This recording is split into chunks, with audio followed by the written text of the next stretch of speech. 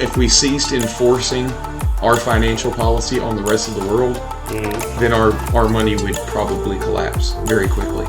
There's never been a government that wasn't owned by the rich. If there's no store of value, then it's not a money. They're selling you that we're going to do all this stuff and we're going to tax the rich, but it's never happened. DJ Badger coming at you live with Dad Influence. Welcome to a beautiful episode of Dad Influence. You have your host Badger here with my good friend Johnny. It's me. I'm Johnny. I wear sunglasses and ride a motorcycle, like all people named Johnny. Severe technical issues. So I have stolen my wife's Hello Kitty headphones, and because of that, I am extremely fashionable this episode. I'm just saying, I transed him. You're welcome. Trans. I mean, that quick. It's easy. I just have to groom you or something. It's really not that hard to get me to cross dress. Woo!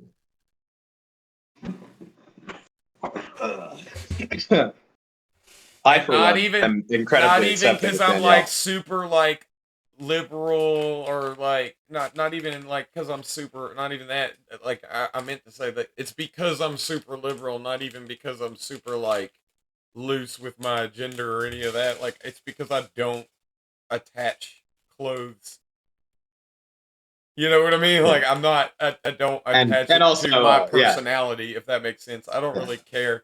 If I see a shirt that I think is funny, I'll buy it. Obviously, Yeah. but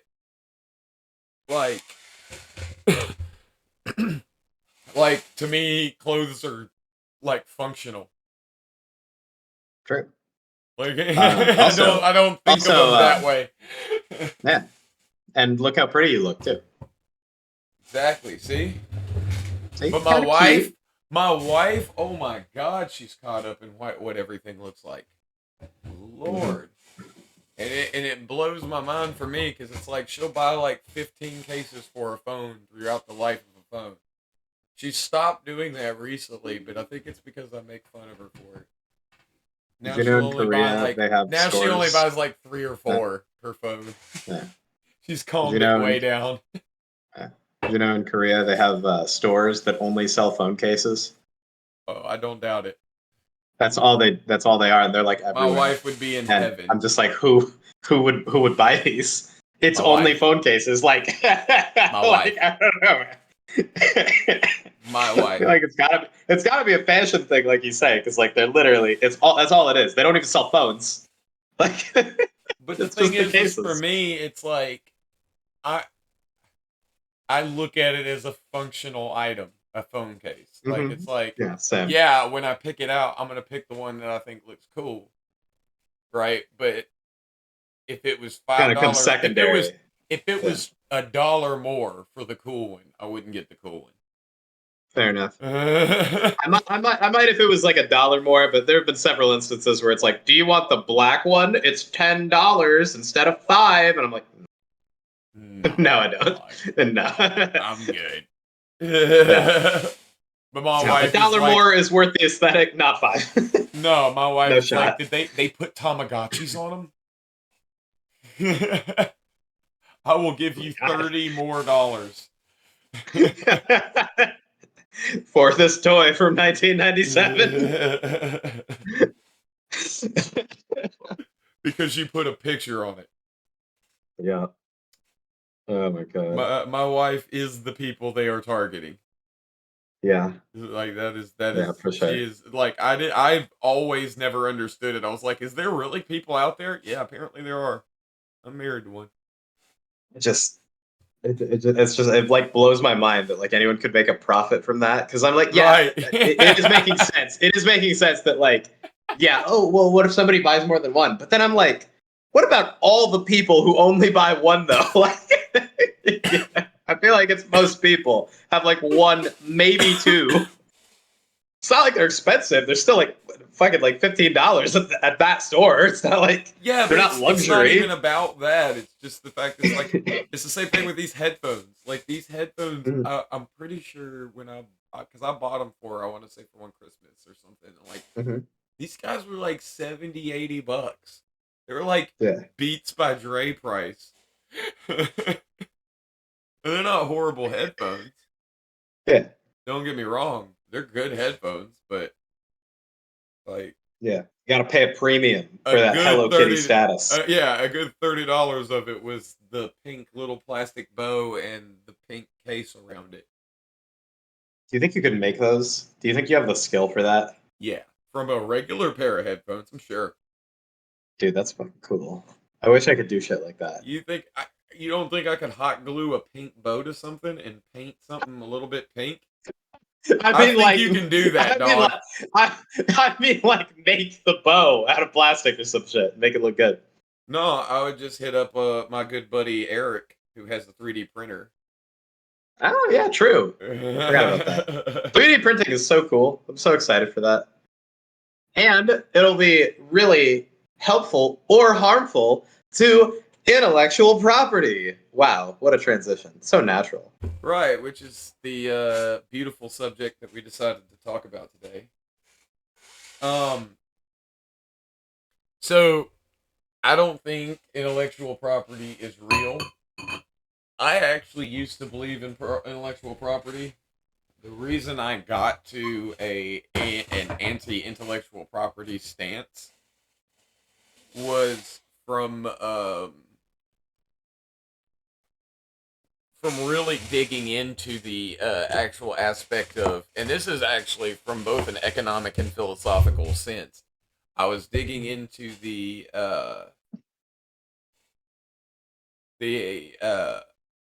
idea of property itself, right?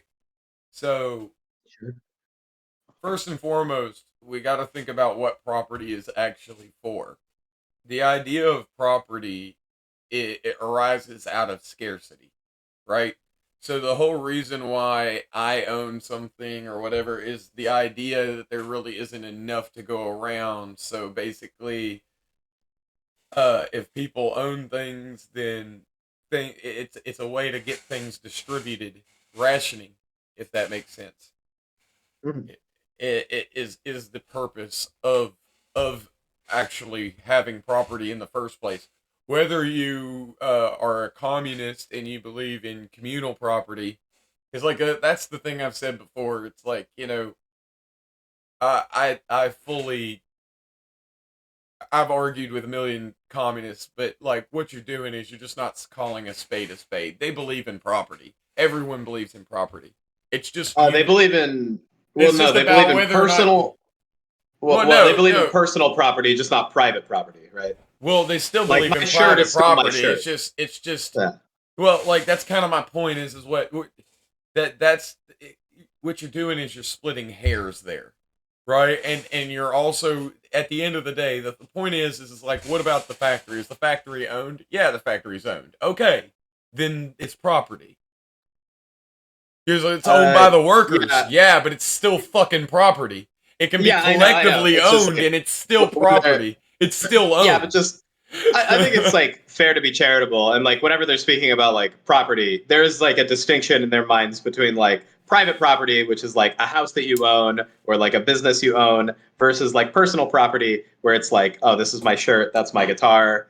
It's like it's different because they have like different functions, right? One provides like a utility that can be used for like all, or from my knowledge like many, of research versus of like it's just my communism, stuff. the difference really is whether or not you're using it. It's considered personal if you're using it, and it's considered private if you're profiting off of it. From a communistic stance, so it's like I think that if would I kind of depend on if the I own person, a house, I guess. if I own a house Yeah. and I live in that house, then that is personal property. If I own a house and I rent that house out, that is private property. From a communistic like outlook, that's the argument. The argument is like you're owning something for the sole reason to profit off of it. And that is considered private property. Yeah, because like, that's part of the means of production. I think in certain communist societies, like they wouldn't say that is like your house would be like your personal property anyway, because it would be like you are allowed to live there and that is your home, but it's not owned by you. It's owned like by everybody. It's just you're the person who lives there. Right. That's more. It's like of it wouldn't even be a- your personal. Yeah. But Yeah. that's another thing that like that's again at the end of the day that's really tangent. That's really a tangent, and the point that I'm kind of getting at is everybody really believes in property. It's just the dispute is really about who should own the property, right? True, And how yeah. that property should be distributed. And it's like so then we get to what like and like I said, and the reasoning for having ownership, whether it be communal or whether it be private or whatever, argument you're making is it's all about rationing, making sure, divvying up the resources and making sure they go to where they are. You know, economics is the study of the distribution of scarce resources. That is like the textbook, definition. If you go and you take your test to be a Series 6 test to be an economist, you know, that is the answer to the question, what is economics? You know what so I mean? I would say that is the basic answer, and from there it kind of expands. Well, yeah, into everything something else. expands out of Yeah. that, right? Just kind of like Yeah. saying biology is the study of life. Well, no, because I would say it's like it's kind of an imprecise answer because there are many things in economics that aren't like super dependent on scarcity, right? So like how much an accountant charges for being an accountant, like accounting isn't really something that's like based on scarcity, right? It's just a matter of like knowledge and applied knowledge. Which is scarce. The knowledge is scarce. If everybody knew how to do accounting, then it wouldn't be a service that people could sell. Or it would because people didn't want to say do that. Yeah. You see what I'm saying? Or if people didn't want to do it, then it would be a service. But that's kind of the point that's being made is the scarcity of people that want to suck shit out of porta potties is what makes a guy sucking shit out of porta potties worth a lot of money, even though it's not that skilled or that much. It's like it's the scarcity that actually that does that. And that's kind of it's the distribution. Yeah. Okay. So yeah, if you wanna say that, sure. So it's like everything is really kind of going back to how much of this is there to go around. Medical care really is the same thing. It's about how much medicine there is to go around, how many doctors there are to treat the people, how many nurses, how many like a lot. That's really the biggest factor of all of that shit. And then of course all the little levers of playing with it. Whatever school you believe in, but like I said, like what I'm getting at to me, I'm not even gonna pop out of the universal. I'm out of the universal here, and I'm just gonna say that is the purpose, right? Is that, and the fact of the matter is there is no scarcity to an idea, right? An idea is infinitely replicatable, right? All I have to do is tell you an idea, and now you have that idea. I still have the idea. I have not lost anything to tell you the idea. And that's one thing. And then number two, I would argue that profit drives crappy inventions, whereas necessity drives good inventions. I think I don't know if I would entirely agree on that. Profit is a lot of where you get fads from. So yeah, but I think like some things like born out of fads can be pretty cool. Yeah, that's true, but it's pure profit. Yeah. So like The Last Starfighter, have you ever seen that movie? Last Starfighter. No, I have not. Yeah, so this is like an 80s movie that came out, and it was like pretty much just made as like kind of a studio cash grab in response to Star Wars, but I think it's a really good movie. It's like I think it's like has a lot of artistic integrity, and it came from a place that wasn't really, out of like necessity or like it wasn't really like even novel. It's kind of just like a space science fiction story in the 80s. But it's a trend can lead to something pretty cool. That's true, and I'm not saying it isn't, but I'm just making the point. I'm making the point of generally, like I said, you get better inventions from necessity.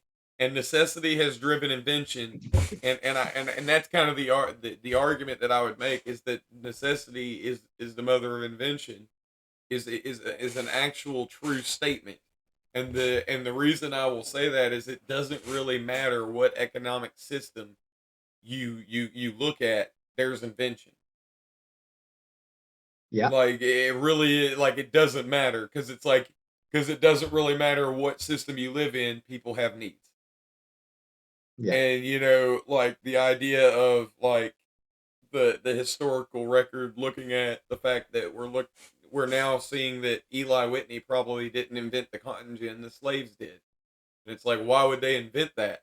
It's like, well, because they didn't want to fucking do it.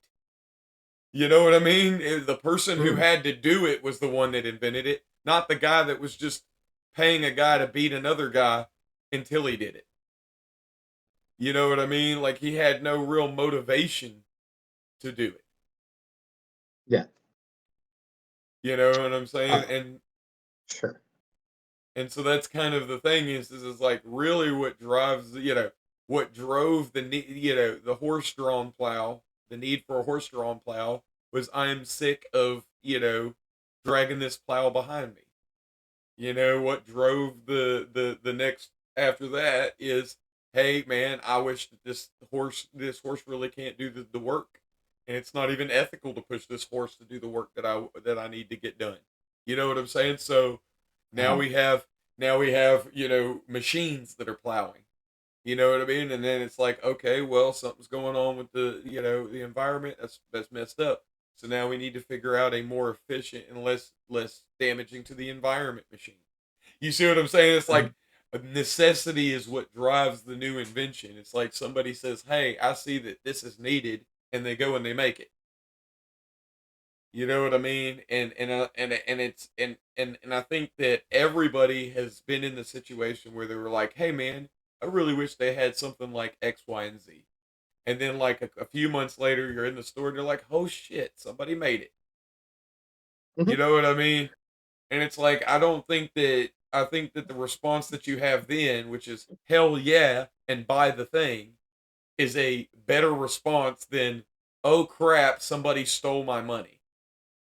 You know what I mean? Like it's not. Okay, so yeah. Let me lay this out. Yeah, so let me lay this out. Okay, so when you're talking about like, okay, you can't steal an idea. So I've talked about this with you a little bit before, but not on the podcast. So it is my perspective that somebody who crafts a narrative is not somebody who just has an idea. It's somebody who is applying their skill of narrative structure, of character growth, and of like literary analysis to create a story. Sure, that's built off of many ideas, but so are arguments that like a lawyer can make. You know, so are novel ideas that I don't know a CEO can make. It's like people use their skills in ways that aren't necessarily tangible to create things, and that thing, you know, while in some ways it can just be an idea. So like in the case of like a CEO who has an interesting idea and people can copy them for success.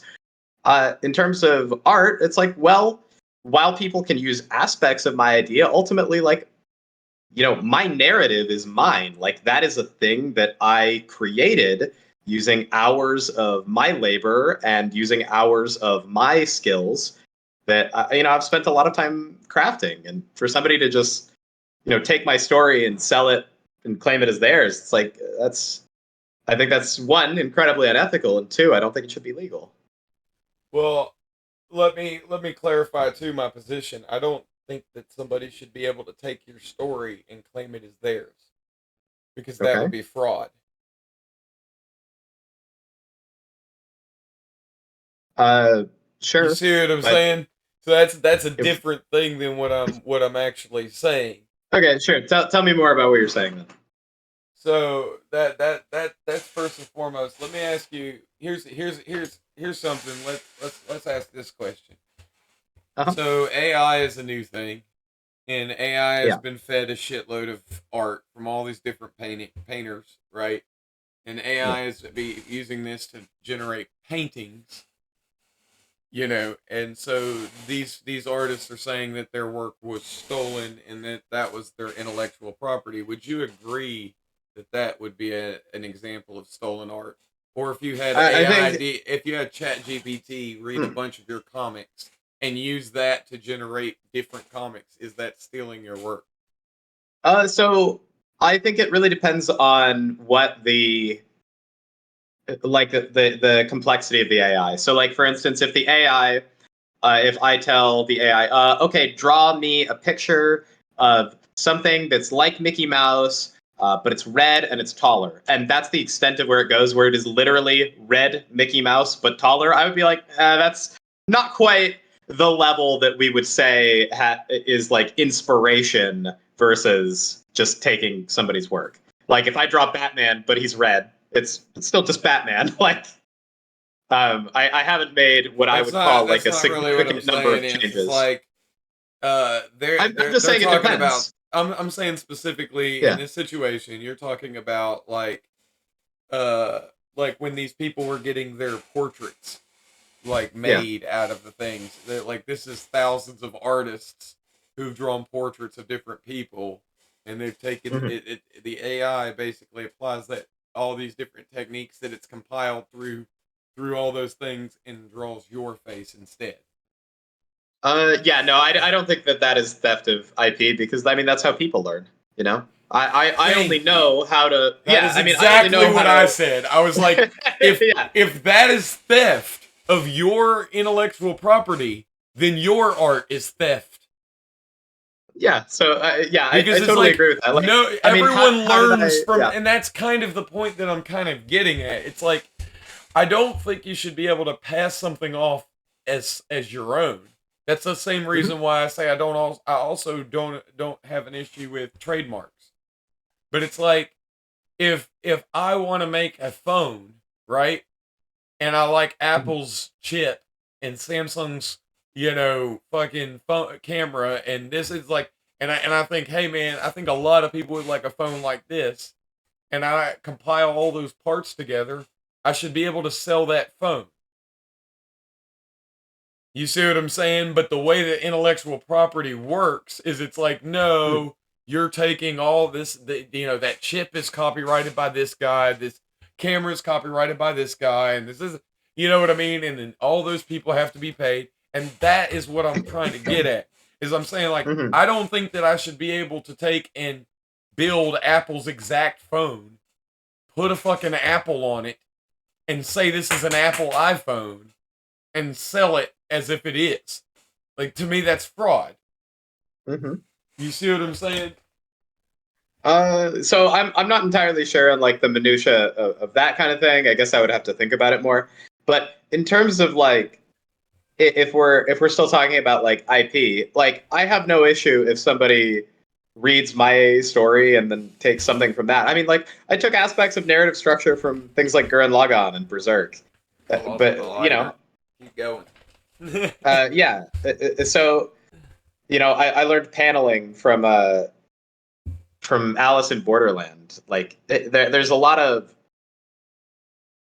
things that like you take from other stories to learn from, but my character is not Guts from Berserk and Simon from Gurren Lagann. It's like that's not like my story does not feature those two characters. It's just like, okay, well, I took aspects of this one character, and I took aspects from another character that I thought were that I liked as a personality trait. I added my own things to them. They look entirely different. They act pretty different to those characters, even though they have some similarities. They have different relationships. They have different stories that they go on, different backstories. They live in different worlds.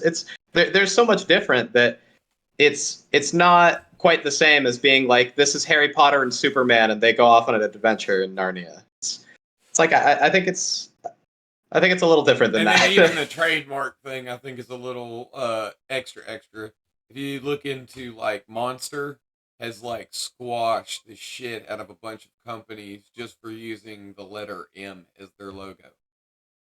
Now, see, I am really opposed to that kind of thing. I think you need to take it on a case-by-case basis. Like, I think you need to take it on a case-by-case basis. So, like it's I said, dog, you don't get to own AI. the M. Yeah, no, that's ridiculous. So like if for instance, there is an M that looks almost identical to the Monster logo, like but it's a different color, and it's like a little bit bigger, and it's like, oh well, it's on our video game. It's like, okay, well, you just like ripped the Monster logo and changed it slightly. It's like, that's not really cool. But like, in terms I of was reading about it, and I was like, I really fucking hope McDonald's sues you. Yeah, I true. really fucking hope McDonald's sues you. Because you're suing this like small little local brewery with a beer, and it's a green M, but it's like a curvy M. It's not got the claw or anything, and it's like Uh-huh. Irish, like a little Irish little like company. It's like mix something, and they Yeah. had an M. It was like you could tell Yes. that they weren't at all trying to copy Monster. Yeah.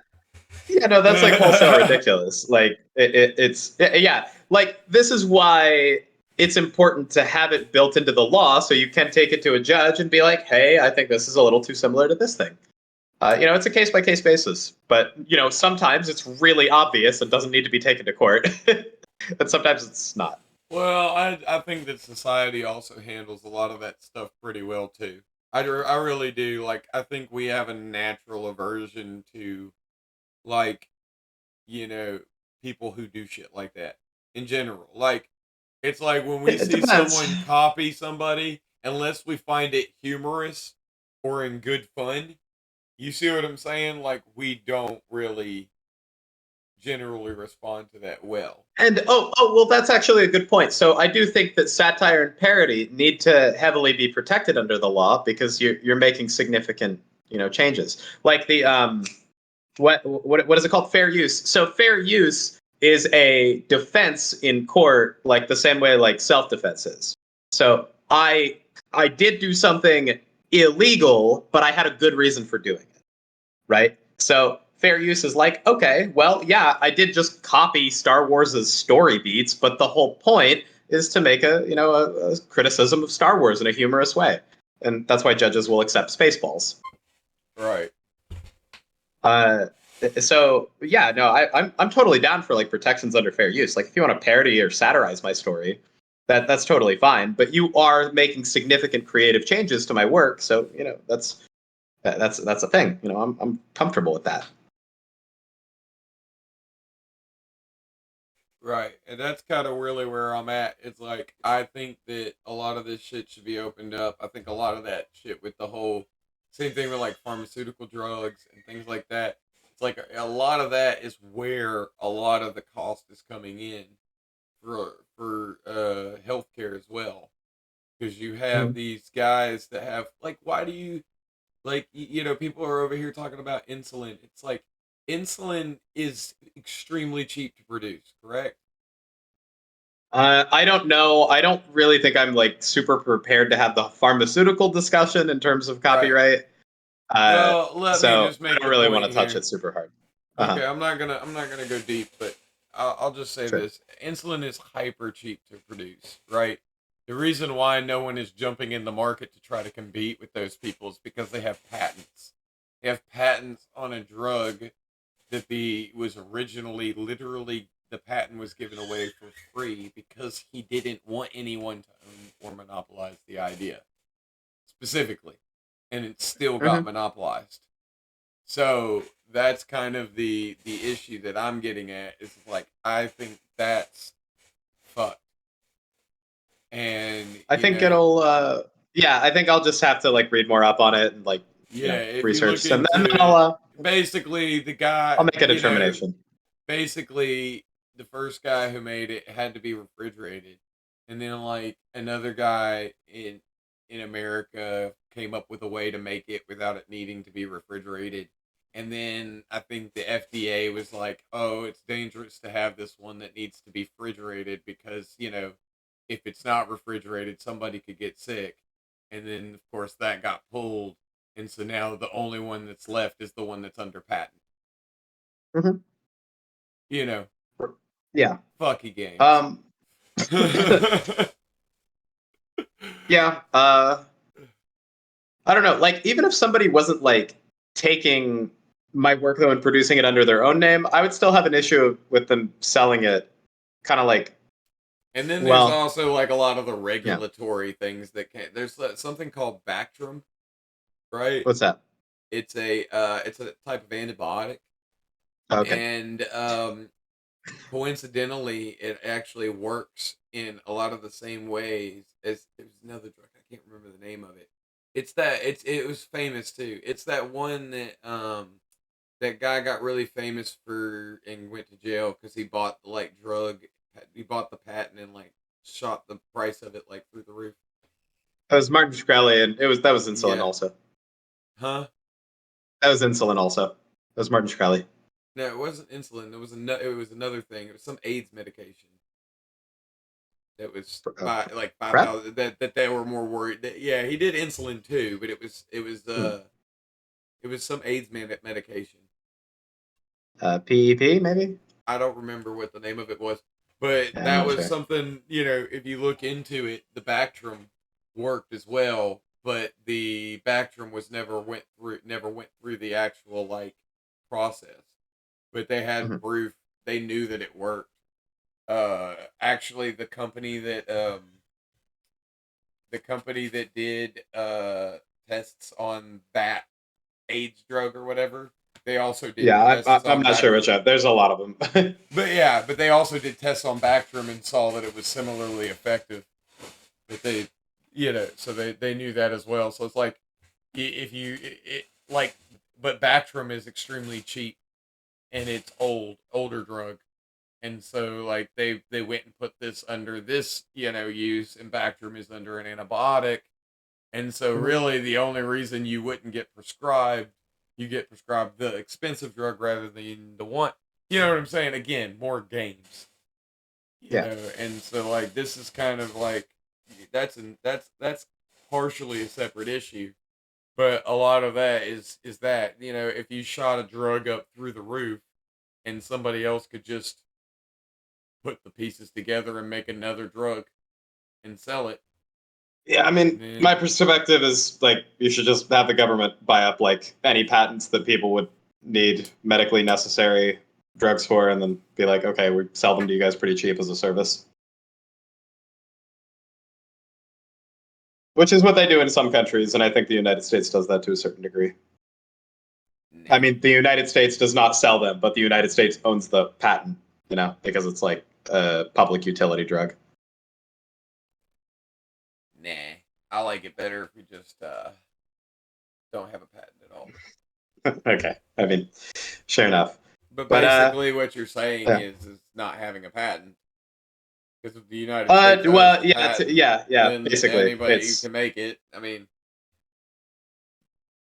so Yeah, essentially, it's we're just like- arguing for the same thing, just different wording. yeah. I don't think like everything needs to like have that, but definitely like goods that would require that like you could deem a public utility, like insulin. I would be like, yeah, the government should probably like buy up the patent for that. Talking about medicine. Yeah. What medicine is like for shiggles? Well, like I don't know. I would say like ibuprofen. Well, I would say like ibuprofen is It's probably still not- something that like It's not under patent. Maybe like a weight loss drug, I guess. Yeah, like even still that, like even that Yeah, I don't wouldn't know. even still health. Like it says, like nobody just like recreational drugs, yeah, maybe, but like nobody gets prescribed recreational drugs, yeah, I don't know. Just like and they're not like It's making the- drugs it's the- for recreational use. They're just making drugs, and they happen to work for recreational use. yeah, I mean, people like putting poison in their bodies. It's a human tradition. Yeah, let's drink some reindeer piss. They done filtered out all the mushrooms for us. That's definitely something I could see humans doing. Inuits. Oh, There's a okay. certain type of mushroom that's toxic to Mhm. humans, but not to reindeer. But it has a hallucinogen, and the hallucinogen don't affect reindeer. It goes right through them, but it does affect humans. So basically, they use reindeer to filter the mushrooms and drink Yeah. the piss. Did you know and like balls. Did you know like almost the same thing happens with methamphetamine? What? So like if you smoke meth, apparently, like it filters out through your pee, so you can drink your own pee and then get high off of meth again. Why aren't more meth heads doing this? Apparently, some of them do. Oh God. Yeah. So you're like constantly trying to like drink your own pee over and over again so you can get high. And like it's less and less every time because your body like, takes in more of it and then like filters the rest out, and then it takes in some of it and takes the rest out. So then you gotta buy So more does meth, that mean of I need to course. start eating my own poo to get high again off of marijuanas? I Since have it no comes out idea through how your marijuana poo. is absorbed through your body, but I don't know, maybe. It comes If out that's through how your you poo. want to live your life, Daniel, I approve. Okay? I'm very supportive of any American doing what they want to do in the privacy of their own homes. That's the beauty of Unless it's liberalism, tax okay? evasion. Yeah, because What? that's not cool. That's stealing, baby. That's stealing. Not allowed to steal from me. Taxes are stealing. Nah, just similar base concepts, but not stealing. You don't own that money. It's not yours. But I'm not gonna have every conversation with you be about is taxation theft because that's boring. I don't know. Do you think that I mean, I get it. I get it. I wouldn't want to have a losing argument either. Oh yeah, ha ha ha. Yeah. That's just all you guys talk about. Okay, so do you think somebody else should be able to like use my characters and make similar stories and profit off of it? Yeah, like fan fiction. Yeah, but like I'm cool with fan fiction, right? But like I'm not cool with like Similar people like stories. profiting It's off like of it. if I was to take your character, right, and like in Yeah. every way, like I have the personality, the things, but I put them in a different situation. It's like still your character, right? It's like yeah, but like who cares? Just another story, and that generates interest in your character, which actually generates profits for you. See, this is Yeah, kind of I like just don't. I like don't want you selling it because it's mine. It's like a thing that I have a very clear intention for. Like, if you want to make fan fiction and just like produce that, like whatever, dude. But it's not yours. You didn't create that. And eventually, it should be a part of like the cultural zeitgeist. so Obviously, you I think just have everyone a agrees that it problem. should wear So you off. just have a problem with them.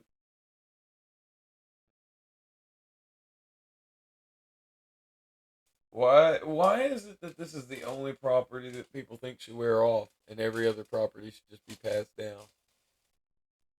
Uh, well, because like this is okay. So let me give you like a hypothetical, right? So let's say, for instance, we get rid of copyright tomorrow, right? And my story gets reasonably popular.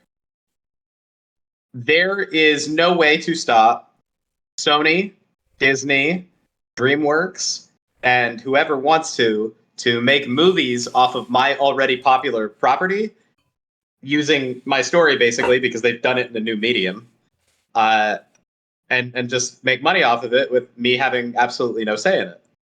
And that would be probably more popular because they have a much wider audience and a much greater reach. I don't want them doing that to my story. It's Why? mine, and it doesn't belong to them. You know why? Why? Because for a long time they've monopolized that industry. And how did they do that? By buying up every piece of intellectual property they can get their hands on. Uh-huh. And if I choose to sell it to them, that's totally fine. But for them to just use it without being mine. I'm making a point. It's like they've monopolized every good idea there's been, and that's the reason why they have that power.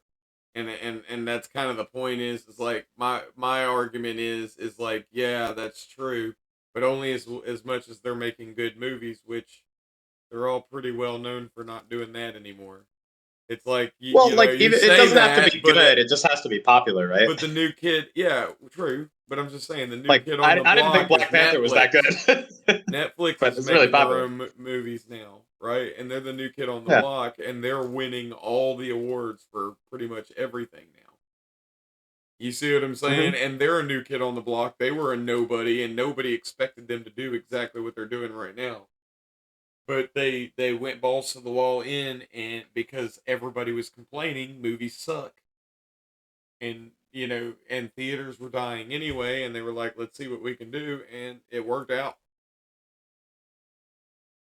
Yeah, so I mean, I just want to protect the ownership of the things that I have so that I can make money off of them while I'm alive. And then after I'm dead, I want my kids to make a little bit of money off of it. And then after that, put it as like part of the cultural zeitgeist. I don't care. It'd be cool if people were making their own Astral Age stories. And I want to see that, like I want fan fiction. It's just that like while I'm alive, I want to be able to produce my art in such a way that I'm able to make money off of it and it being mine, and I want to make the most amount of money possible off of it so that way I can continue to do it as like really a job, because otherwise if I am losing like theoretical money off of other people making the stuff, like if they're making a bunch of money that I could have made off of basically the same thing that I am making, I'm kind of just in a situation where it's like, okay, well, where's the incentive to create my art full time? It's like, can I really do that with like having to work a full-time job, having to take care of kids? It's like it just doesn't become reasonable for somebody to manage that Like, but what that you're kind of thing at talking that point. about is the same thing that everybody has to think of before they open a plumber shop or an electrician shop or anything. At the end of the Yeah. day, it's like it was, it, the thing about it is somebody else doing the same thing as you doesn't mean they're stealing from you, and that's kind of the thing. Is like it's this whole that's this weird kind of like idea like that we kind of apply to the they took our jobs argument that we apply to all this, like at the end of the day, just because somebody's doing the same thing as you doesn't mean they're taking from you.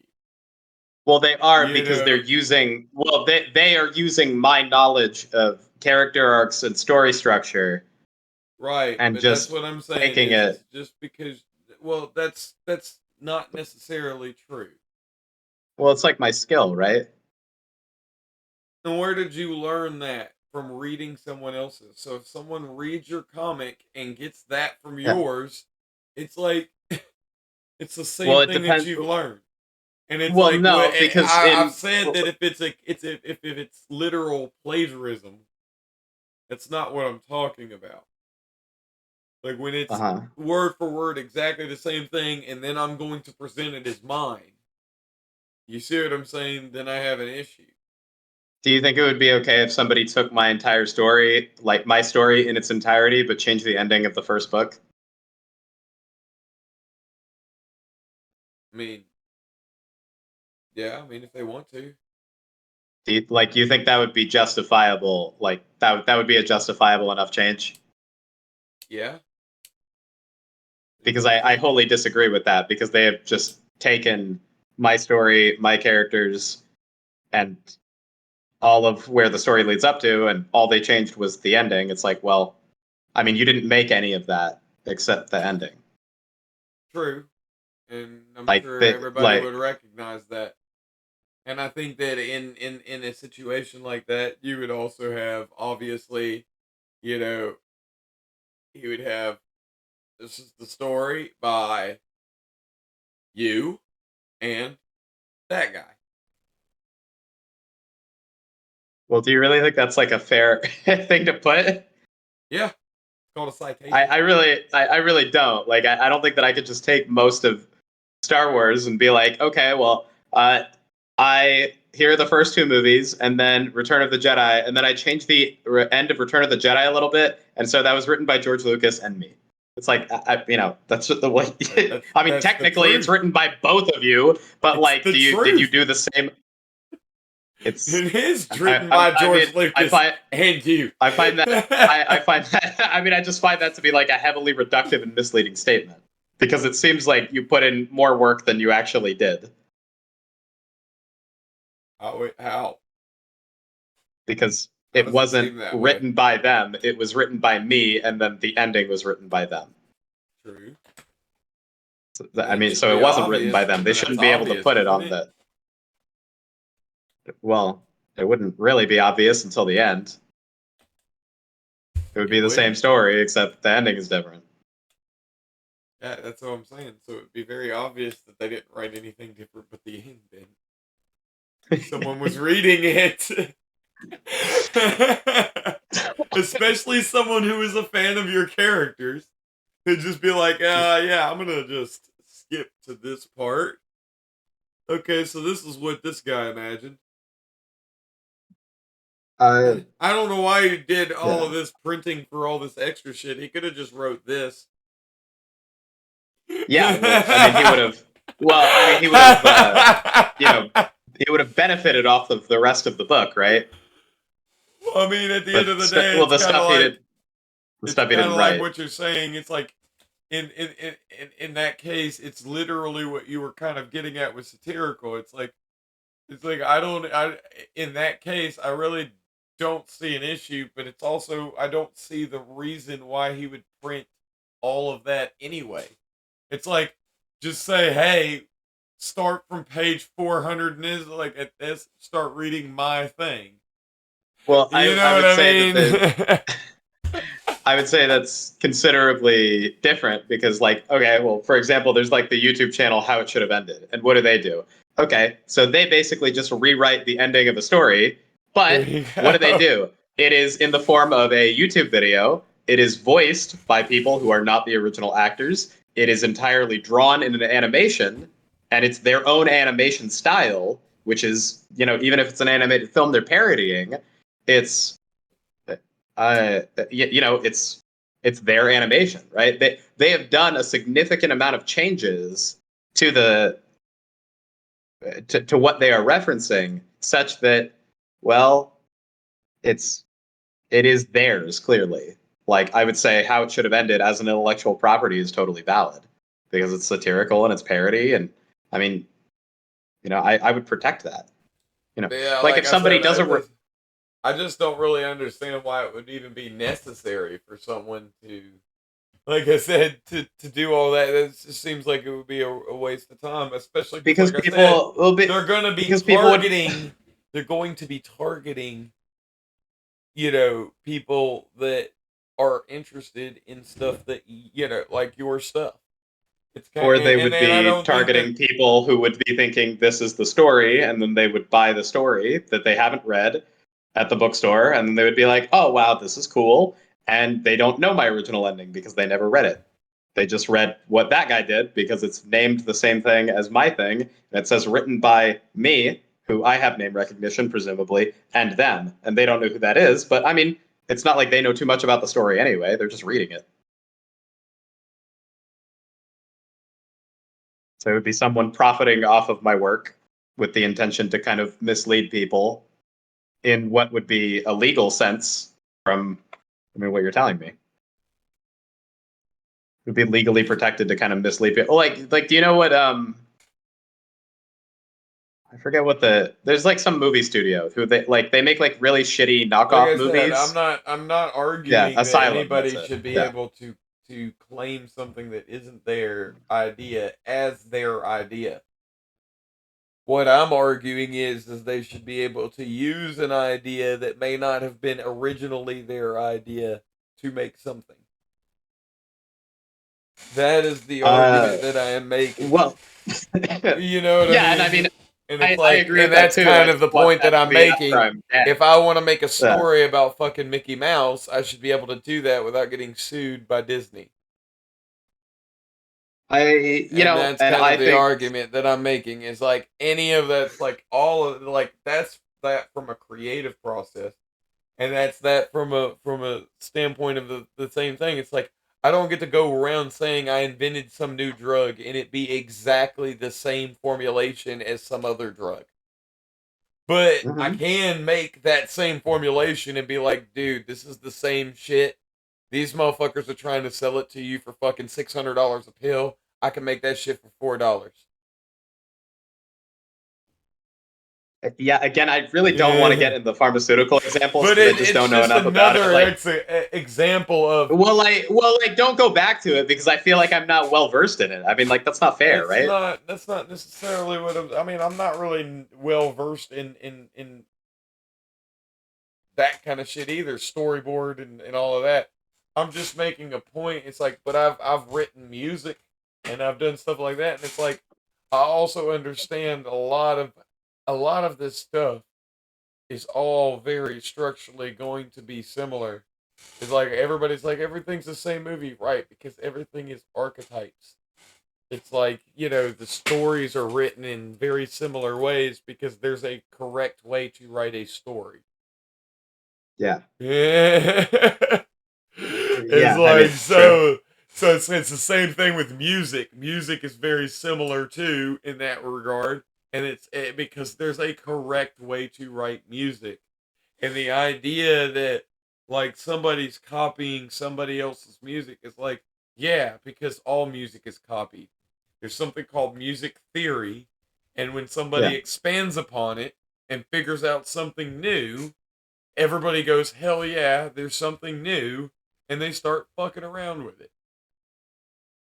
Separate like concepts from, I don't know. Well, the things that I think should be protected under intellectual property, right? So if somebody has like a certain riff in a song, right, that can expand upon like ideas in music theory, I think that, well, people can take from that riff and be like, okay, I've learned new ways to make music.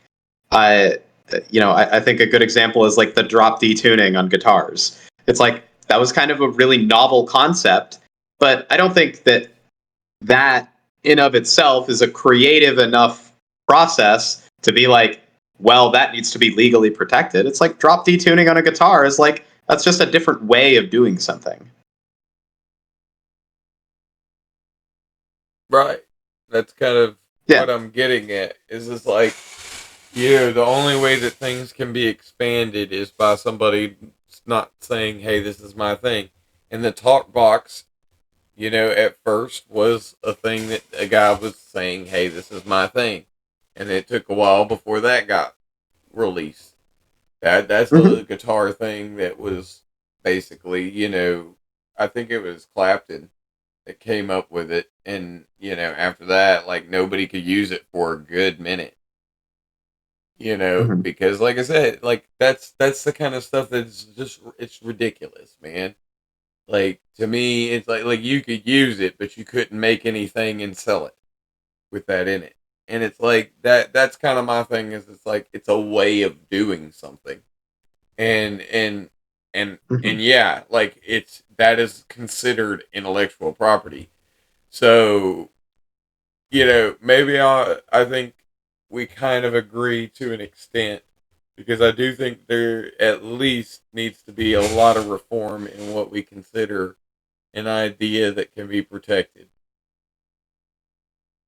Yeah, I mean, I wouldn't necessarily disagree with that. I think the Disney stuff is pretty disgusting, of course. I think most people who believe in IP would say so. And like I said, I just don't think that you should be able to IP like a character or anything like that. I get you where you're getting at with a whole like series of words, where it's kind of from a plagiarism standpoint, where you're specifically saying the exact same thing word for word as somebody else. Like, if that's kind of the thing, and it's like, and then you're not citing it, you know what I mean? Then yeah, I do have an issue. Well, so like even in terms of like characters, I have very clear intentions with like, my main character is named Aldo Farron, right? And, I have a very clear idea of like who Aldo is, where he comes from, where his story is going, what his personality traits are. And when other people can kind of just take that character and do whatever they want with it, it loses a lot of its narrative consistency. And also, if people are constantly putting, Not my really. name That's as everywhere. It's just call it non-canon.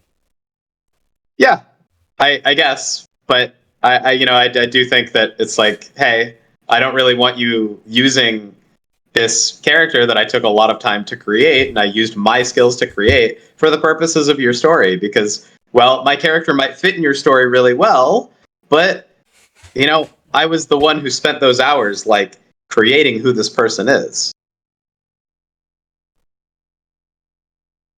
Because, like, there are lots of characters with, like, certain personality traits I think would work really well in other stories. But, ultimately, that character is who they are because the creator had a very clear intention for who they are. And it's kind of a situation where it's like, well, what was that work for if not for my narrative, right? Like, it's not You can't. I feel like you can't just like take that character and be like, oh, this is my narrative. You know, this is the character for my narrative. I feel like that would be kind of shitty. I don't know. I Okay. think it's. I don't really have an issue with it. Like I said, I don't have an issue with it. It's expanding upon an idea. It's really what it is. That's all it is, in Well, my opinion. it wouldn't be like expanding upon an idea. It would be taking my idea and applying it to something else, which is, fine in certain regards. Like I said, like with parody or satire. But yeah, I mean, like Stay took a lot of time to like draw that character, right? And I had to approve it, and we had to go through a lot of different like designs and concepts. And it's like, well, that character is not just that character; it's every concept that came before it. So we had to go through a lot before it's like this is the right character. It took a lot of like man hours to create. And I just think it's kind of I get what you're saying. it's and all an that, abuse but of it's my like, work. Yeah. It's like it's gonna take a lot of man hours to create the story and all of that. It's not like they're doing nothing. You know what I mean? And that's kind of my point is that it's literally like it's kind of the idea is like if they take your idea and then they take their materials and their labor and make something with your idea, it's theirs. Sure. So You see what I'm saying? That's basically the formula that I'm making. Well, You no, know I what would I disagree mean? with that because what I'm saying is they're Because not stealing. becomes in my opinion, the idea itself, goes to nature. In Well, the idea because it's yeah. kind of in the idea of air. It's just ever there. You know what I mean? So it's like it's not sure. owned by anyone. You can't. I'm not breathing your air. You're not breathing my air. No one gets to own the air because there is no scarcity to the air, and there's no. Which is why like I think it's like And it's infinitely in regards to replicatable by like trees. well, yeah, but like look at like styles, right? So like if you want to be inspired by somebody else's art style, like I don't know if you've read like One Piece, but One Piece has such a unique art style that like no one else has. If somebody else drew something that was like similar to that style, it would be immediately noticeable. So I don't think like an art style can be like, I don't think that should be able to be copyrighted. But the character itself, I take objection to that. I don't know, man. I disagree on that because, like I said, I really do think that it's better when you have better innovation and stuff like that, and I just don't think that leads to better innovation. The less restriction you should make your own story. The less restriction you have on the creative process, the more creative people can be. I don't agree with that. I think more restrictions invites you to be much more creative. You have to think around when you have to think around problems, when you're pressured into a corner, that is the determining factor on whether or not you are a good artist. I am incredibly impressed that Star Wars, the first film, was made with the quality it was made in, given the resources that they had. That really showed how talented a lot of people were on the set. Restrictions breed innovation. If you're just allowed to do whatever you want, whenever you want, it's like things become really nebulous and weird. And sometimes that works out. Like if you're a really, really creative person. You would argue that the special effects are better in Star Wars than they are now, with the ability to do stuff with like CGI and shit. I think relative to the resources each person has, I think the special effects in the original Star Wars movie are insanely impressive. Right, and that's what I'm saying. You're saying relative to what they had, and that's kind of my point. Is that I'm saying the less restrictions on the creative process, the better movie they would have been able to make. If you had the same people with the current CGI technology, those Star Wars movies would have been better. You know what I mean? And it's Okay, well, we're kind of just talking about like amount of resources versus restrictions on the creative process. So here, right, and that I mean that was your example. well, no. Like one example I think is important is like C3PO, right? So C3PO's costume, the way it was built, did not allow for much freedom of movement. So because it doesn't allow for freedom of movement, that kind of informs how the character is. The reason that C3PO is so prissy and so like, oh, whatever, and like cowardly is because he can't fight. Why can't he fight? Because he's like this guy in like this really restrictive suit. And I think that is a very novel way to work around the restrictions that you're given. You create a narrative purpose for it.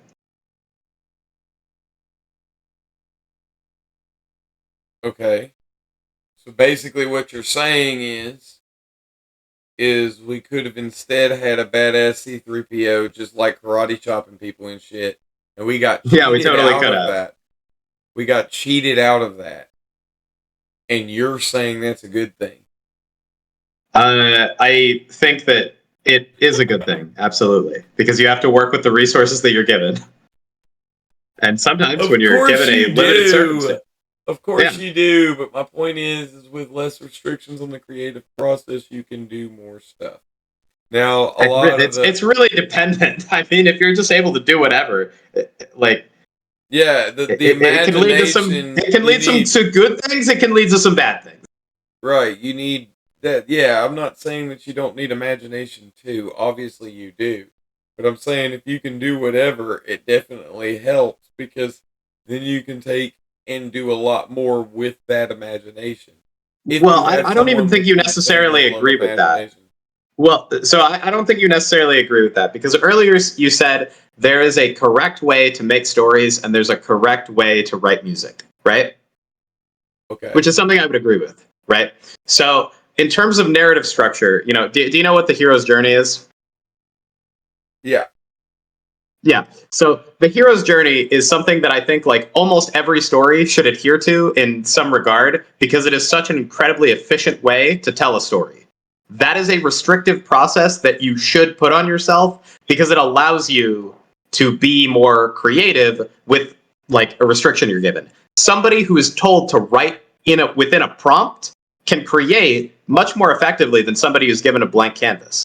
But sometimes, like in the case of Quentin Tarantino, if you give them a blank canvas, they will create something really, really different that is not within that hero's journey or within that like necessarily restrictive structure.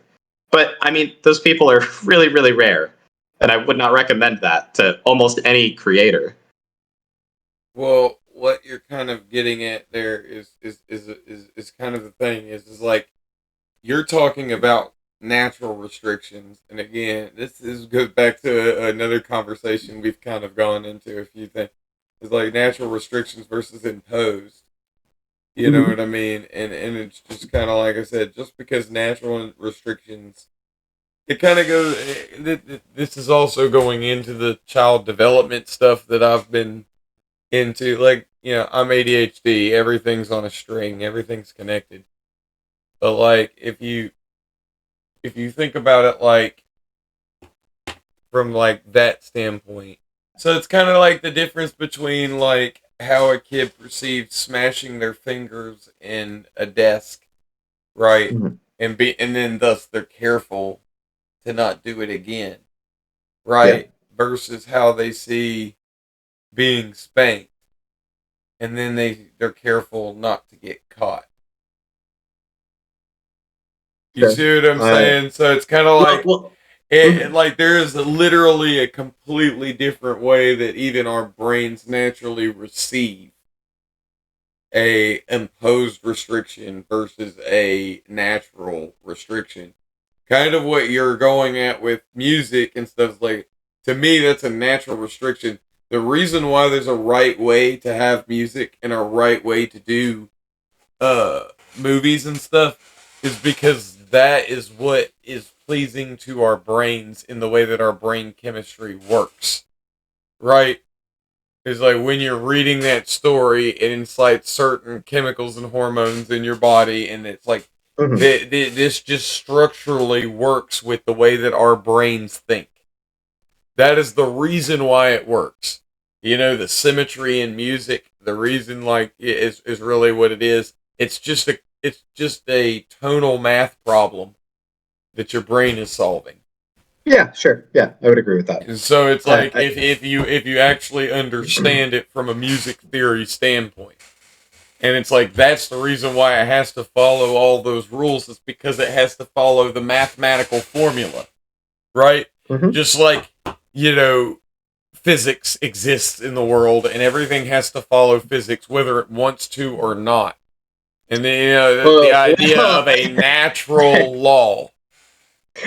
I don't think I would compare it to physics because, like I said, there are things that exist outside of it. And typically there are not things that exist outside of physics, except for in the circumstances where I would not apply physics at all, like Quantum on a physics? quantum level. Yeah. That's kind of what I'm saying. Yeah. It's still, it's outside Because of things physics. things don't behave. But that's a little bit different than And saying there, like, like you know, I said, and there are like Tarantino crazy exceptions here, and we're really not sure what's going on. And Well, what will it's not that actually end up they're- happening is we'll figure out what's going on. It'll get incorporated into regular physics, and actually probably expand the knowledge of all of the regular physics that we know, right? Yeah. Just like what will happen with all of this crazy stuff that you see as extraneous, you'll find out how it works into the rest of the music theory, and it's part of it. It's not that you're finding stuff outside the theory. It's that you're finding more of the theory that hasn't been discovered. Well, But there is a reason that you Okay, hear well, that- music rather than discordant noise. well, I think that depends. So in one regard, I agree. So like for instance, in the case of like Citizen Kane. So do you know what, like one of the reasons like Citizen Kane was like super important?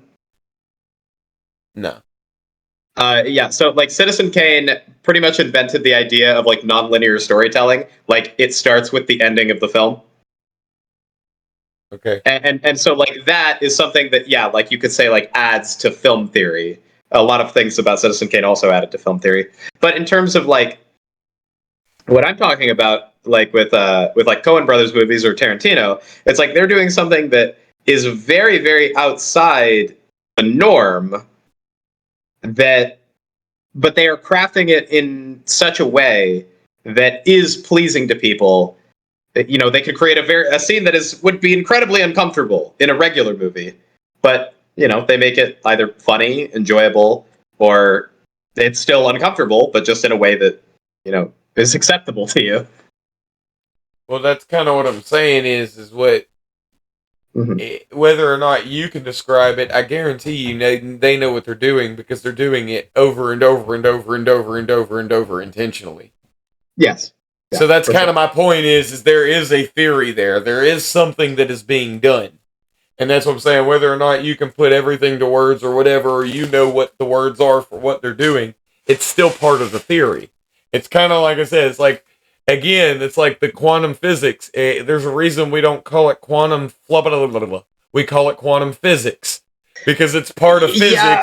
We just don't understand exactly why it's behaving the way that it is. One of the reasons that like I wouldn't exactly, I guess you could frame it like that, but one of the reasons I wouldn't exactly say that that's true is because, you know, I would not, if I'm gonna give somebody advice on like how to write a story, I wouldn't be like, make sure there is a very little logical consistency in the way your movie is shot.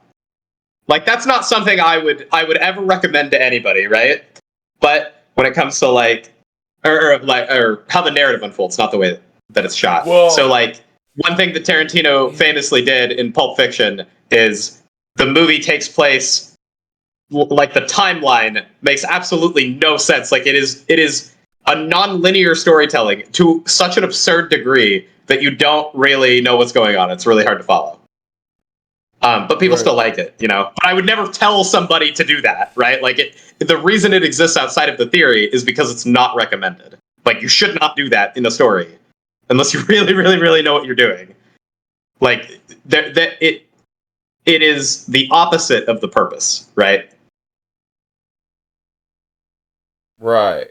That's kind of Yeah. what I'm saying is it's like you can do that if you can do this. It's kind of like playing in a different key. It's like if you're playing in one key, you can play this note, but if you're playing in another key, you can't. Yeah. You see what could I'm say that. saying? It's Like, that's just basically what it is. It's like, it's literally what it is. I mean, If just you're the reason that relating I it have a to hard music. time, the You reason know I what have I a mean? hard time, well, the reason I have a hard time like agreeing to that is because, you know, it kind of assumes that there are like concrete lessons to take from films or books that are written in that really like off the wall style. You can take from it that, oh, it is possible to make a story in this way, but it's really hard to find a logical consistency to make a new rule. You know what I mean? Like, it's not just like, oh, you can do this if you also do this. It's like, I bet if you talk well, to them, you could. I bet you the people that are doing the shit know what they're doing. well, yeah, they know what they're doing, but And that's kind of my they, point. Like, that's kind of the yeah, point is it's like they're doing it intentionally. And like, whether or not you can put it to words, I'm sure somebody's putting it to words. It's kind of my point. It's like, maybe. I Yeah, maybe I'm just wrong here. I don't know. it's to hard to me, say. like what you're saying, like I don't see how anything could be without. To me, it's like saying something's outside of science. It's like, I mean, not really. I mean, science applies to everything in the natural world. If it's within the natural world, it's kind of like I said, music theory applies to everything. It's music. If it's not, if it's just discordant noise, then it's not music.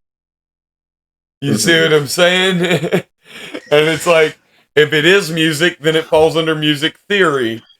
You know what I mean? And when somebody Yeah, like does something new that everybody recognizes as a music, then it becomes part of music theory. Uh-huh. You see what I'm saying?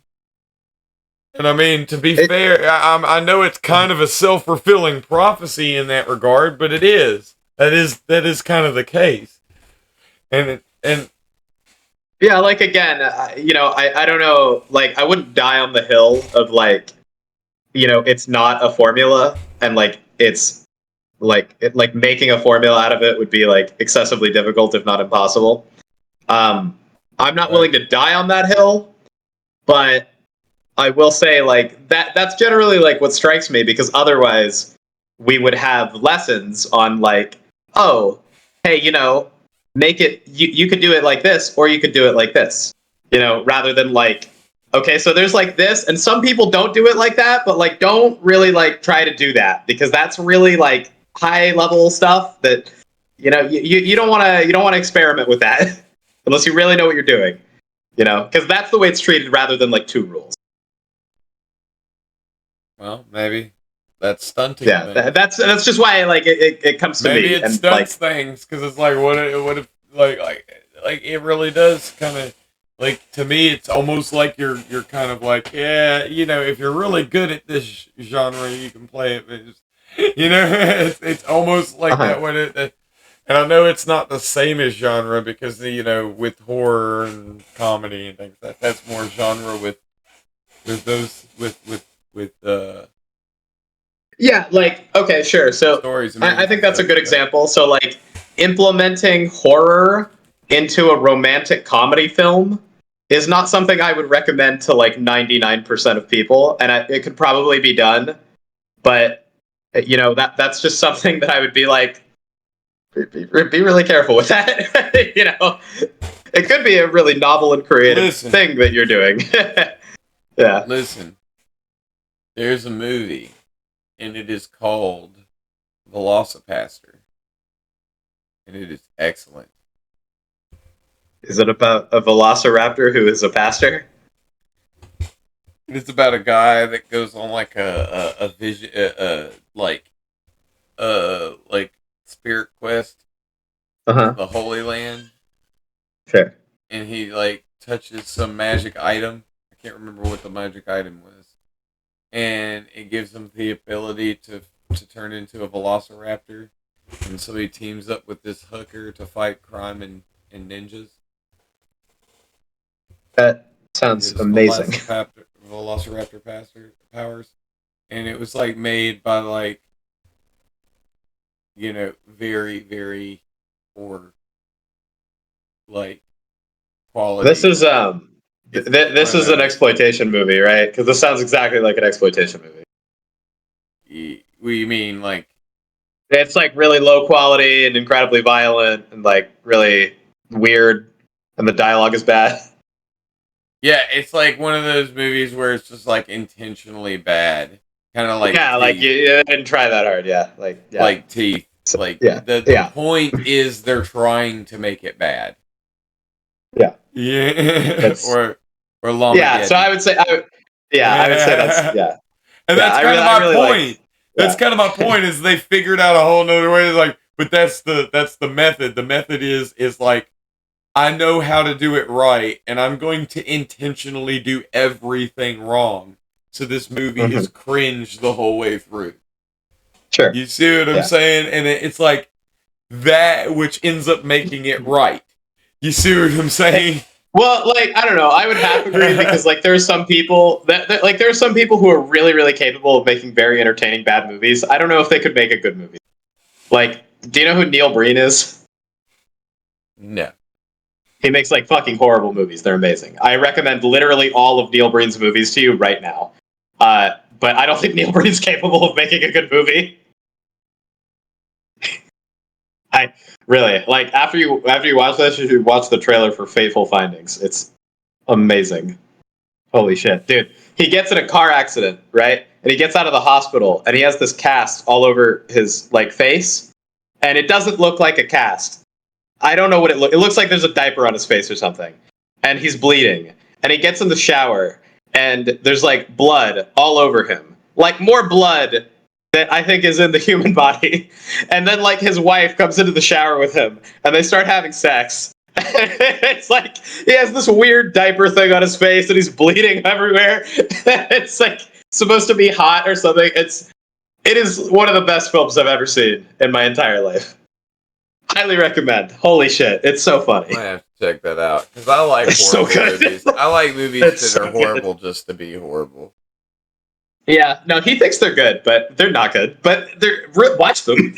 Like a lot of people do. A lot of people didn't really realize that's what Human Centipede was kind of doing too, and it was also doing biological horror at the same time. So it was kind of morphing that. And then honestly, I a lot of people get mad at me, but I will actually argue this forever that was a good movie. I have not seen it. I really want to see it. I didn't see it initially because I thought it was like too gimmicky, but I keep hearing about it, so I'm like, well, I want to check it out. But Tubi only has the second and third movie. I need to see the first movie. I think I need to can follow the make that narrative. happen for you. Hell yeah. Technically, the second one would like it's not even narrative per se. Like the second one is like a meta thing. It's about a guy Yeah. that watched the first movie That's weird. and got inspired. That is fascinating. I love that idea. I love ideas like that. Yeah, like yeah, but the That's so cool. but the first one, yeah, I remember watching that one specifically. Like the first one was better than the second one. I don't know if I've seen the third one. I don't remember. I don't know. But, I'm sure it's also a German doctor sewing 3 people ass to mouth. So The second one, he used a staple gun. So oh, and it was wow, like a that's security guard. so- very different. Yeah.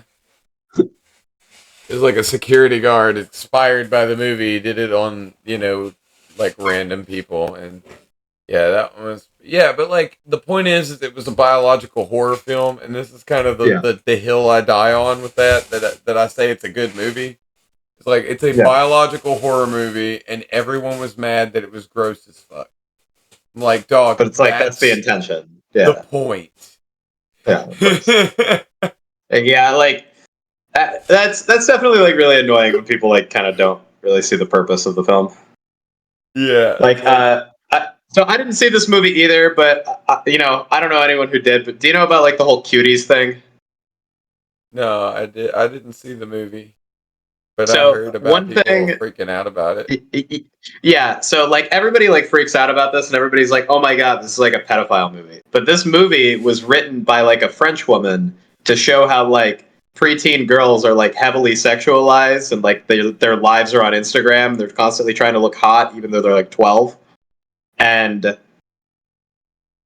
you know, everyone who I have heard of that has seen the movie, right? And they like talk about it online, they're like, yeah, it's like an uncomfortable movie, but you know, it's not like a pedophile movie. It's like it's kind of giving you the opposite message, right? And everyone who has not seen the movie seems to say like, "Oh my god, it's a movie for pedophiles." And I'm like, well, the whole purpose is to like criticize sexualizing children, right? Yeah, I'm not sure. I couldn't comment one way or the other. Yeah, again, I haven't seen it either, but it's just like I noticed that like the most inflammatory comments are all by people who've never seen the movie. And it's just like everyone who has seen the movie seems like, well, it's uncomfortable, and maybe you could argue, but like people who joke on like 12 rules for life. Mhm. You know what I mean? Like, yeah, like it's the same thing. It's all people who have never read the book. Yeah, no, I mean, You know, I've, and it's like from what I know about it, it's like it's not controversial. it's really not. It's basic No, it's like- fucking self-help psychology. Yeah, clean your room, like you know, Yeah. don't dog on yourself all the time. Wash yourself. Treat Yeah, make your yourself like bed. someone That's you're like- responsible for helping. Like that's Yeah. like, you know, it's a lot of good like advice, just regular good psychological advice that has nothing to do with any kind of lean. But like I said, Mhm. they've seen like 3 videos on YouTube where he pissed them off, and so now they're gonna make fun of the book that he wrote. Yeah, no, I mean, Jordan Peterson's like a dumb fuck, but he's not for like psychology. He's pretty good at Yeah. psychology. Yeah, he's obviously really good at psychology. Yeah, I would say pretty good. There are some things I would disagree with. So like my mom's like a PhD in psychology. She and I talk about this all the time. There's not like major issues, but I think that Peterson should probably go a little harder on like the positive affirmation stuff, because I think that's really important for like overcoming negative core beliefs. Because he's always like responsibility, and I'm like, yeah, that's really good, but like you do need to treat yourself like really, really well. Oh yeah, but Yeah. he does say that. Yeah, I know. It's That's just like in the that's book. what I mean. Like, I know. Like, listen, I know he says that, right?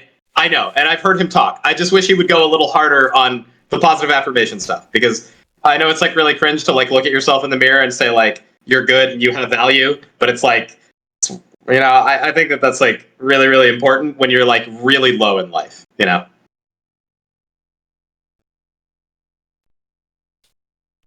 Yeah, like I said, I think a lot of it that kind of goes back to what I was talking to you about before too. It goes a lot about to purpose. People have to have a Mhm. purpose to live. You It know? helps a lot. Yeah, it helps a lot if you do. Yeah, It's kind of like the Tarantino thing. Like, I wouldn't say like you need one, but you can go outside of it sometimes. You know, I don't really think like I live life with a purpose, but I kind of relish in that. that's not necessarily what I mean. Hmm?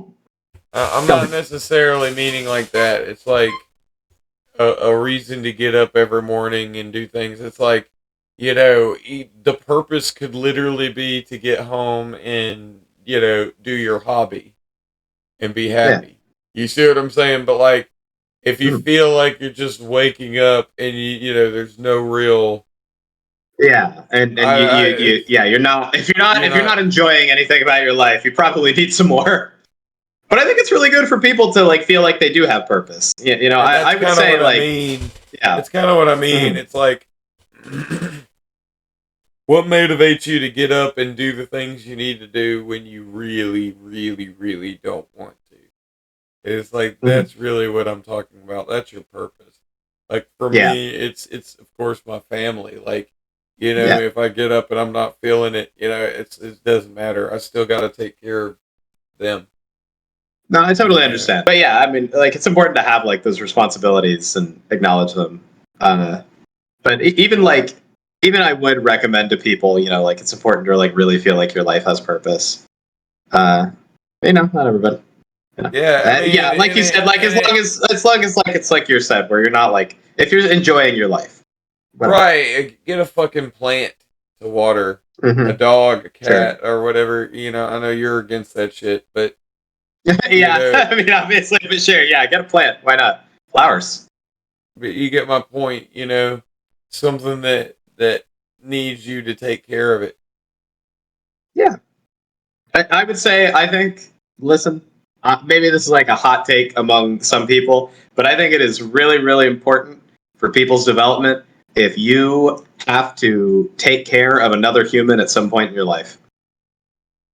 Like, if taking care of somebody who is almost wholly dependent on you, whether that's a child or like a really old person, but you like usually a child, right? I think that is such an incredible like growth point for like everybody. I think everybody should do it. I don't think everybody should have kids, but I think everybody should be in a position where they have to take care of a child at some point. I think it'll just like mature you beyond belief. I think everybody should have to wait tables one time. I've never done it because, you know, like most places serve meat and I don't agree with it, but I respect the attitude, okay? I respect the attitude. One time, Uh, I guarantee everybody would change the way they act. But I mean, I Yeah, you wouldn't gotta- even like. I almost think that it'd be cool, man, if everybody could cycle jobs every now and again. yeah, I agree with that. Just do like a Would be. damn, you know, take a buddy to work day or something. I don't know. Yeah, it's kind of how I do things a little bit. But, you know, hopefully the manga thing takes off and I'm just like doing that forever. Or until I want to stop doing it, I guess. I don't have to do it forever. It's not my purpose. But I like it. I like it a lot. I'm trying to have this podcast take over, so I can take off, so I can sit at home and talk shit on the internet. True. You could look cute full time. Look how cute you are. Full-time. Full time. Oh, that would be nice. One of these days when I'm old and gray. Mm-hmm. It's true. His beard Listen, is down. okay. Soon, AI is going to take over. We're not going to have any jobs left. You're going to be an old man sitting there doing your podcast because everybody does a podcast and everybody listens to podcasts. And that's all the world is now. It's just podcasts. Hey. Joe Rogan's going to be like 87 being like, and the people are taking my corporations job. can't keep up to sue anybody. Because everybody's just using everybody's shit on all their podcasts. And I mean, if that's the way the world goes, that's the way the world goes. I mean, eventually I'm going to be out of a job. AI can make manga faster than me. Yeah, But, you know, I was the day's actually not today. just to have the last piece here. It was I was arguing about with intellectual property. They used the example of Amazon. If Amazon had a replicator that made 1 million, just replicated things, and it didn't cost anything to produce anything that it replicated, right? Uh-huh. Then they should still own all this. Like, no, if they have that, then like that's I said, if they have that, then there's no actual scarcity to anything that they have. And if there's no actual scarcity to anything that they have, then it's worth nothing. Unless there's a demand for it, right? Well, like if demand like exceeds the scarcity, like it still has value. Exactly. But that's what I'm saying. If you can infinitely replicate something, it becomes valueless. And then depending on how much is produced in circulation. And that's exactly my point. And that's kind of what I'm saying is any scarcity that then is there would be artificial. This is kind of the same thing. This is the same concept that happens with money. You know what I mean? The only actual scarcity to money currency is artificial. It's just about how much they don't print. But like you have to have scarcity for it to have value. True. You Fucking see what I'm awesome. saying? Such a weird idea. I love it. Once you like really get into money, I'm just like, whoa, dude.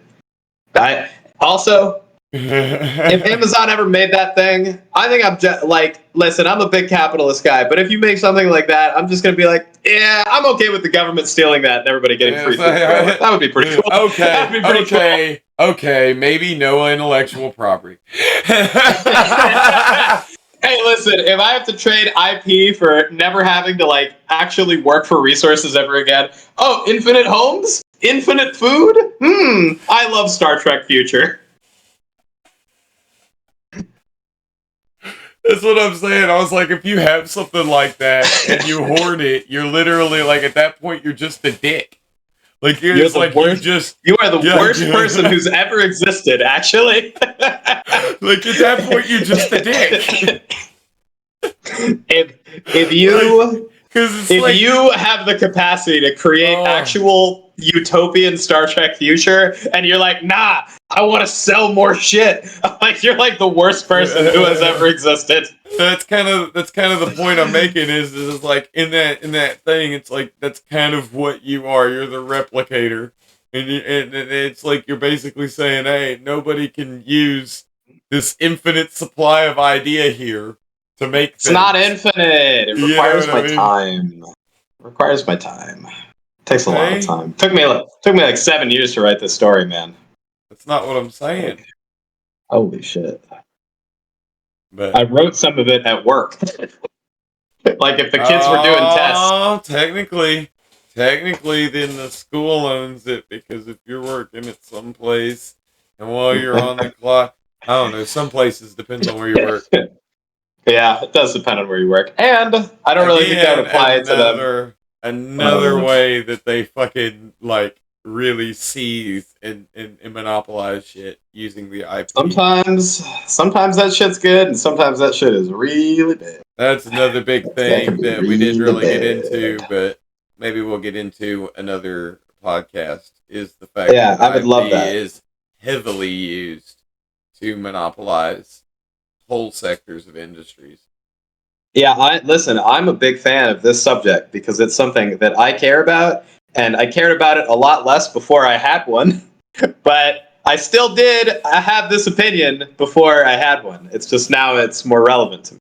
What's funny is I had this opinion before I had one, then changed that idea, changed my opinion on IP, and then had IP.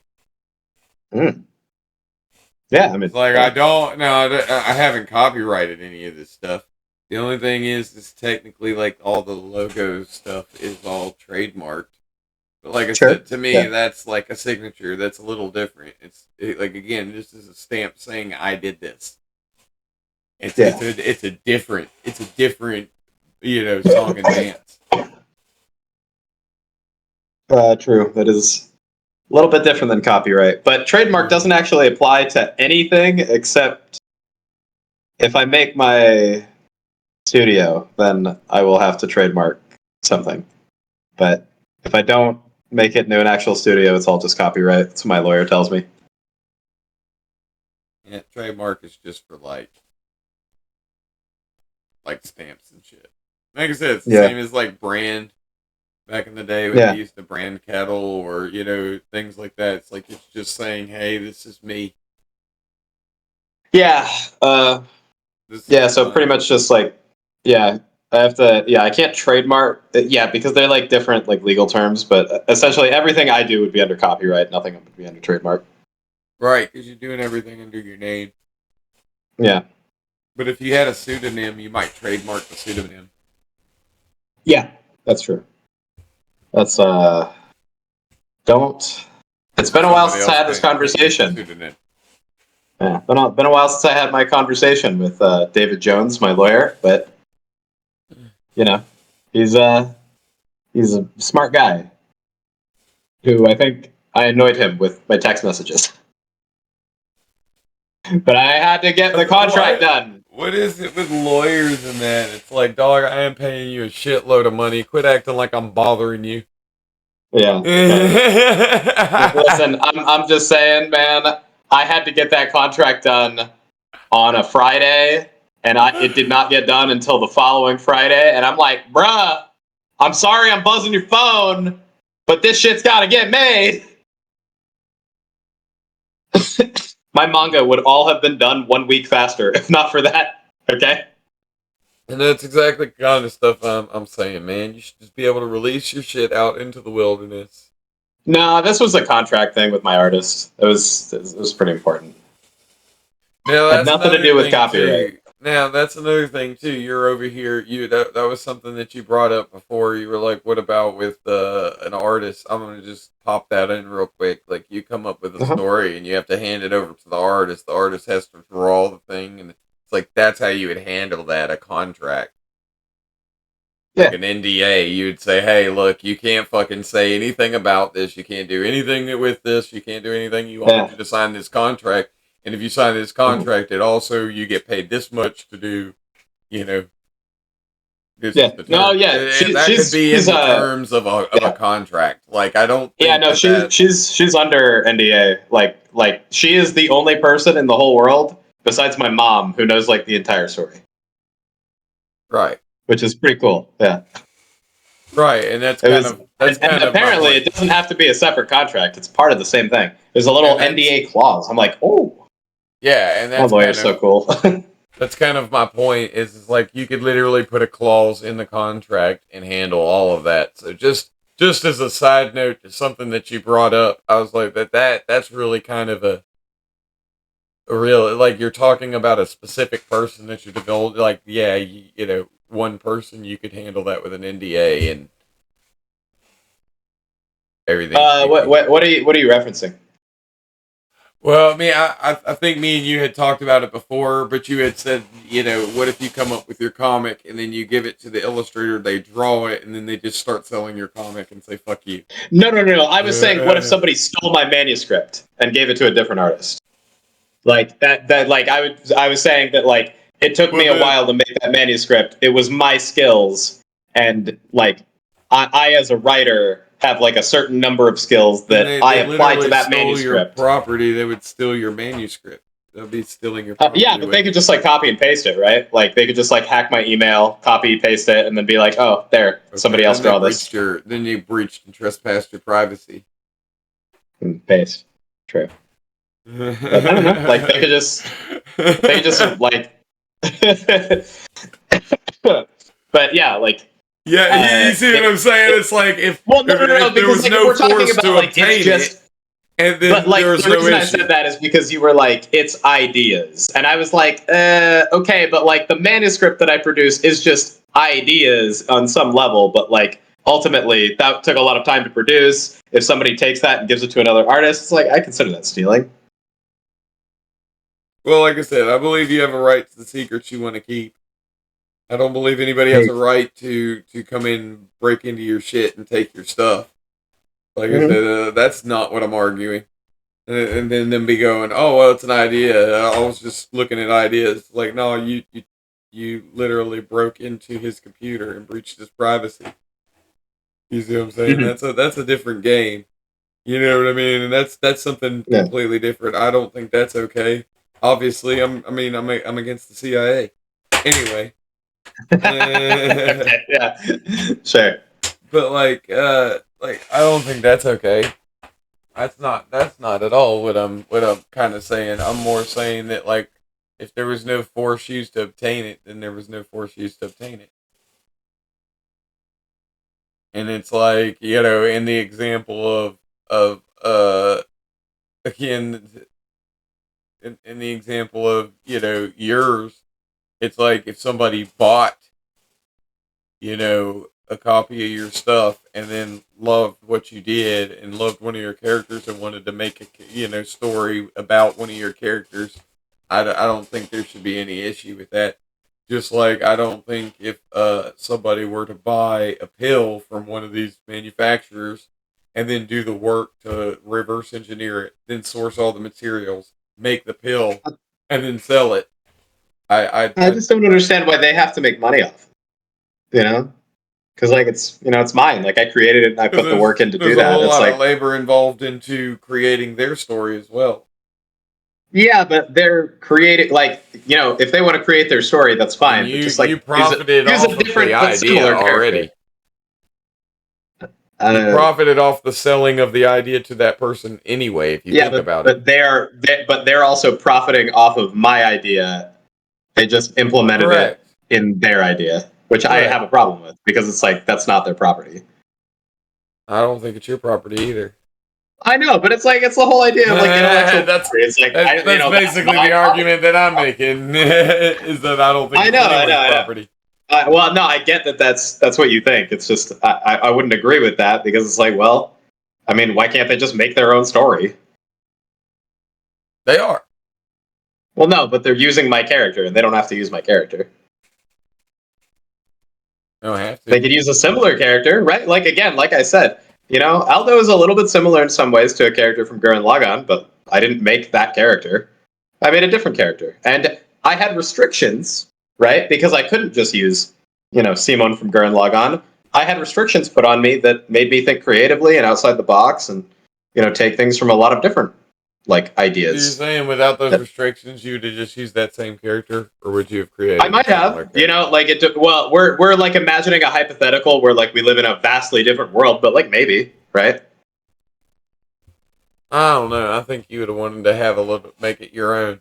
And the reason I say that is because with this podcast specifically, I was looking through all the little templates, and I was just like, yeah, no, I'm gonna do my own thing.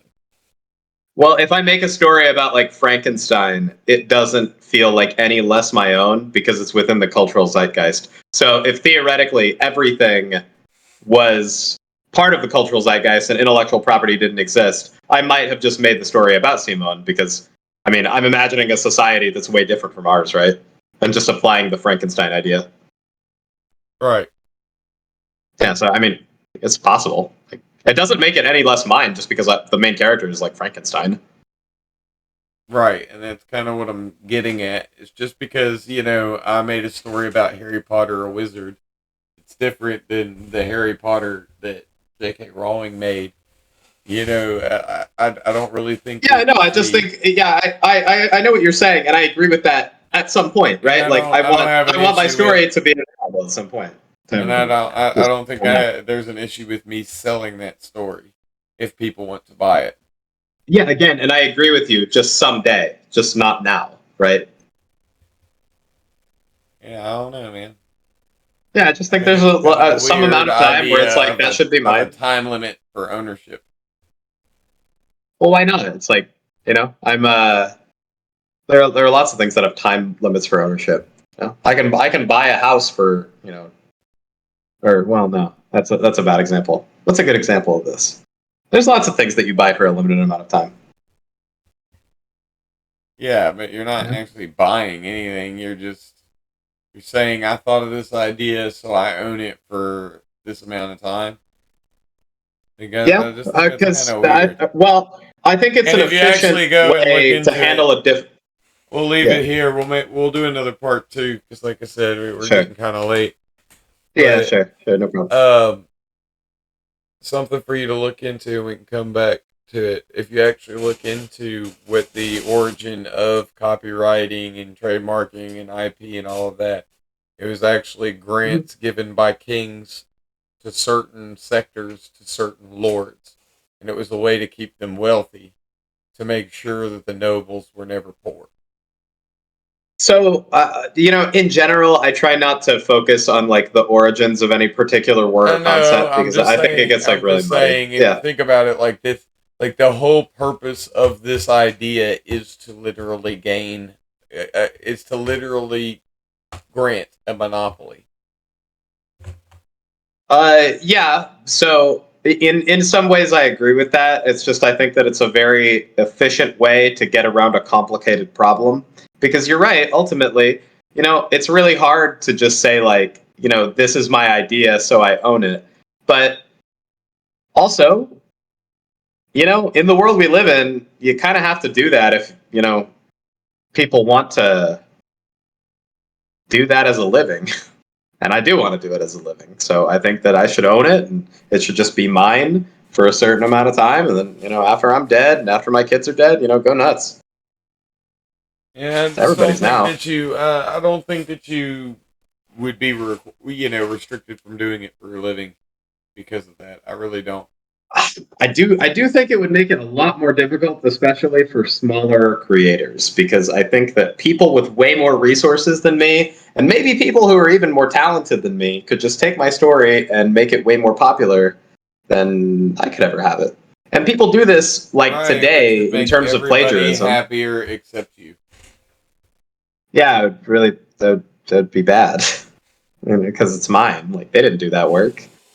You know, they might have done more work based Bye-bye off of cheating off of me. Oh. Yeah, yeah.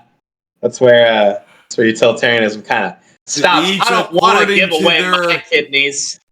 To each according to their ability, from each according to their need. Mr. Adcock. And everybody is a utilitarian, and everybody is also a deontologist, because none of these ideas work in isolation.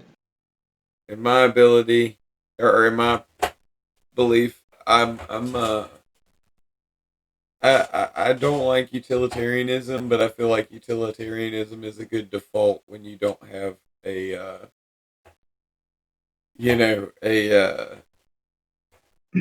good option. If you're forced between two bad options, then you should choose the more utilitarian one.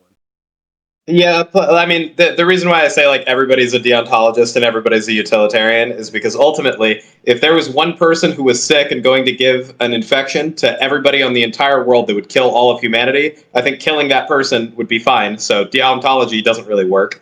And then it sucks that we would have to do that. That's horrible. But, you know, that's a utilitarian idea. But then, in the same vein, I don't really want to apply utilitarian ethics to anything, because if I go to the hospital, do I really want them to harvest my kidneys and or harvest all my organs and give them to people who need them and save 10 lives? You know, Right. that world doesn't really work either. So deontology kind of fails in some extreme hypotheticals, and so does utilitarianism. So we're all kind of a mix of both, just on like to what level and to what degree. The biggest problem with philosophy is that every philosopher thinks that their idea is so great it should apply to everything. Exactly, because I have the best ideas. Yeah.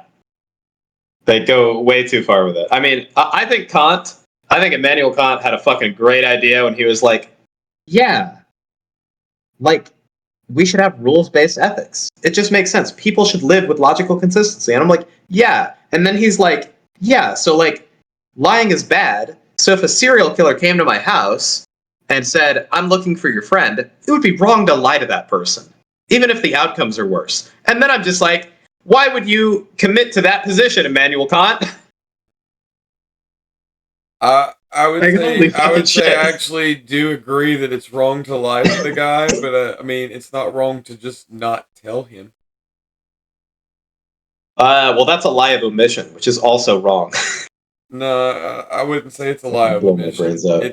A lie of omission is like saying, it would be more of like intentionally omitting the truth, right? You are, right? He's like, "Where's my friend?" And you're like, in a way "We're gonna that's tell you." misleading. In a way that's misleading, Yeah. right? So it's like if I'm just like, where's your friend? And I go, I'm not gonna tell you. That's not a lie by omission.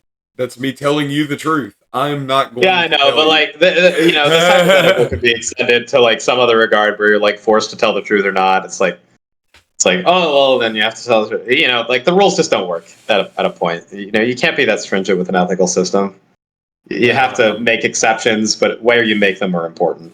You just have to live with logic and I'm like consistency. that with truth. That's why I say that, because I always tell the truth, 100%. Wow, what a good boy. Kant has converted me with that argument, but he's so smart.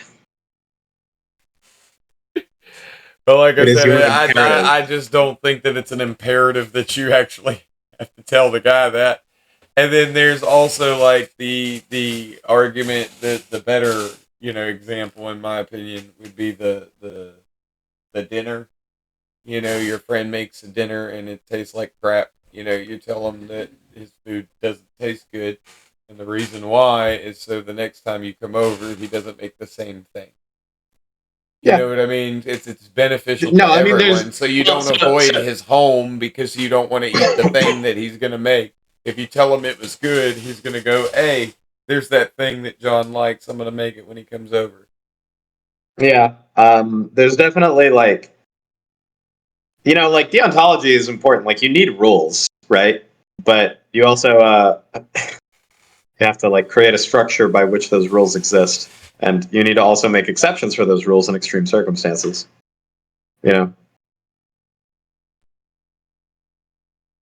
Killing is bad, but is killing super dangerous people bad? Like, not really. No exceptions. True, no exceptions. No exceptions. Can't kill the guy on the subway, not even if he's dangerous. Oh. But I guess we're gonna call it there. I appreciate you coming out. Part 1. We'll definitely do a part 2. Yeah, I would love it. Hell yeah. Peace out, everybody. Bye bye.